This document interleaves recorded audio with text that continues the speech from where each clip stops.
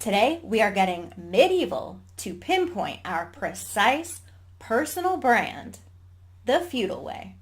Be sure to stick around until the end of the video where I've got a super special limited time offer for you.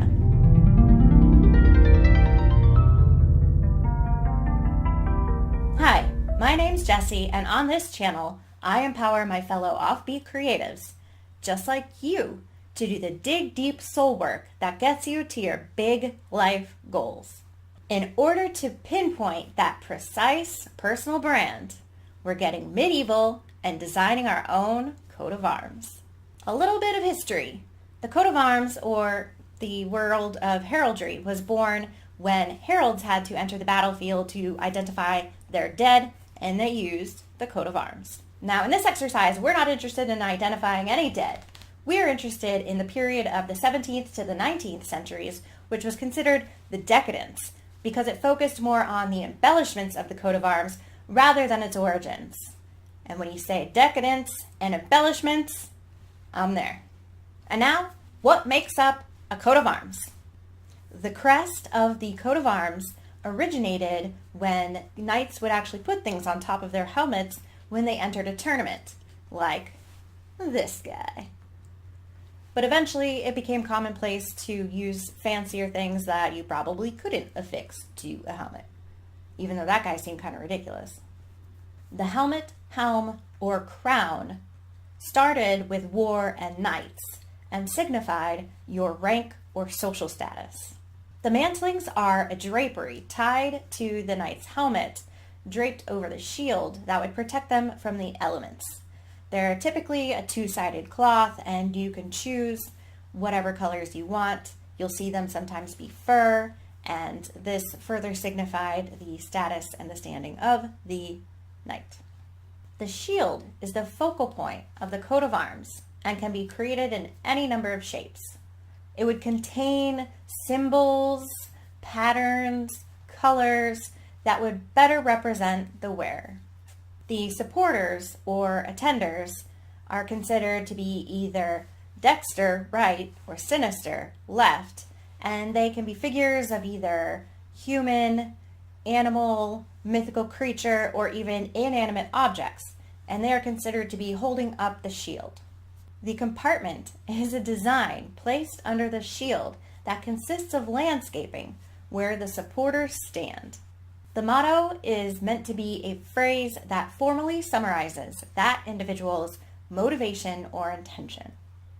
The battle cry is a yell or chant taken up in battle that's meant to invoke patriotic or religious support, and it doesn't even have to be coherent. Now's the time to go and get your free digital download for the Coat of Arms workbook. Go to jessiebrightly.com/digital downloads and find the Coat of Arms workbook. Then use the code YouTube to download it for free. Once you've done that, print it out and come back. Now we're going to do the work to get to our precise personal brand, the feudal way. The crest of your coat of arms can be really pretty much anything you can think of. Symbolism is in the eye of the beholder here, so the sky is the limit. In fact, you could put the sky there. If you want to use your favorite sports team logo, or perhaps your favorite video game logo, maybe you want to put something that you're trying to attract there in your life, like money, a job, love, house, whatever it is. I personally put a unicorn horn because I'm majestic AF. And it looked really good on top of my helm. So that's what I used to decide mine. The helm of your coat of arms can be anything that you identify with. I personally went with a tiara. Not that I think I'm a princess, but I love me a good rhinestone. If I still played roller derby, I might put my trusty hockey helmet there. If you're a solopreneur mom who taxis the kids around and also tends to the at-home honeybee hive while cooking the meal prep meals, and attending jazzercise and running the at-home construction consulting service. Put all those hats there. You could put them all. Whatever you want to do. That's up to you. Now for the mantlings in our coat of arms. I'm not going to make you stick to the strict heraldry history definition of what they should be.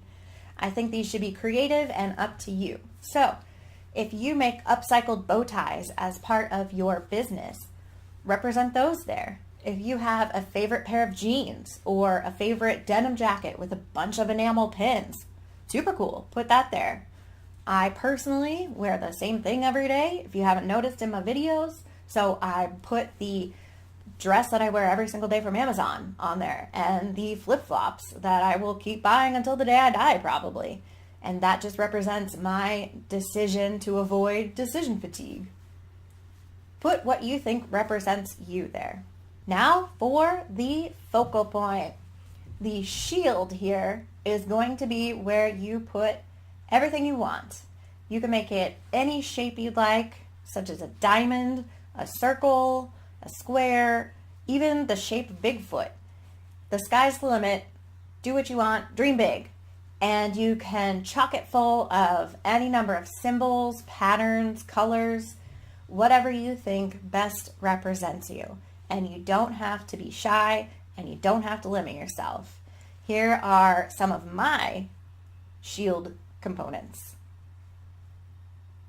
And here's a list that I gathered of just a few symbols and their meanings for the history of heraldry and what appears on coat of arms. So if you want to pause on this slide or on this slide, go ahead. Take some notes, see what you like, take what you want, leave what you don't. Up to you. Now for the supporters. And these are your real animal, mythical creature, human figure, inanimate object, or plant life that supports you. And you could use a person in your family or an animal that you have in real life or a mythical creature that you think is a total badass, like a dragon if you wanted, or a Lisa Frank leopard. I don't know. Whatever you want. I personally chose my pupper, Ripley, and my kitten, Ellie, because they support me definitely every day with either their insane shenanigans or their super cute cuddles. So that's what I put on one side. And then the other side has my love of red pandas because they're the cutest things ever, as well as my appreciation for the rhino because it's like a real life curvy and badass unicorn. Moving on to the compartment where we're going to put our landscaping, basically. Think about where you came from or where you are now and what the landscape's like there and get inspiration from that. Or maybe get inspiration from where you want to be. So if you want to be in Hawaii, put some volcanoes, put a sandy beach, put some lush greenery. I am a native Floridian, so I put palm trees. I also like the miniature rose because it's cute and pretty and nice to look at, but if you get too close without permission, it'll prick you with a thorn. Get inspiration from whatever you see around you and fill up your compartment with things that your supporters want to stand on. Your motto is meant to be that statement that summarizes your intention and your motivation. So this can be anything from health, peace, and prosperity to simply winter is coming. It's up to you. I personally went with a Queen lyric from Killer Queen, and it was dynamite with a laser beam because I want to explode like dynamite in what I do, but with laser focus on my goals. So if you have something that you're really striving for right now, you could use that for inspiration. Or if you have a driving purpose that navigates you like a North Star, you could use that as your motto. Your battle cry is going to be similar to your motto, but shorter, more punchier, and something you say all the time. It could be whatever you use to motivate your friends all the time, or that thing you yell at the TV when a character needs to do the obvious thing. Duh. Whatever it is that you keep repeating again and again, and this can be your battle cry. And remember, it doesn't even have to be articulate. It doesn't have to make sense. I personally went with yas, which I don't even say in real life, but I type it all the time when I encourage my friends via text, or I'm commenting on someone's post on Facebook. Anytime I see someone lighting up, I'm just replying with yas, with any variant number of A's and S's. So if you've got something like that you just automatically think of and respond with, that's what you should look at as your battle cry. You just did it. You got medieval and you pinpointed your precise personal brand the feudal way by completing your coat of arms. And how exciting is that? It's definitely fridge worthy, so keep that and remind yourself what you're doing, why you're doing it, and who you're doing it for. You can find this and many more fun and enlightening workbooks that'll get you to your big life goal over at jessiebrightly.com. And now for that super special limited time offer that I mentioned at the beginning of this video. For a very limited time, until the end of April, I'm giving you every single one of my workbooks for free. If you go to jessiebrightly.com/digital downloads and you use the code medieval, you can get every single one of them for free. You can see the information in my description box below. Thank you so much for watching.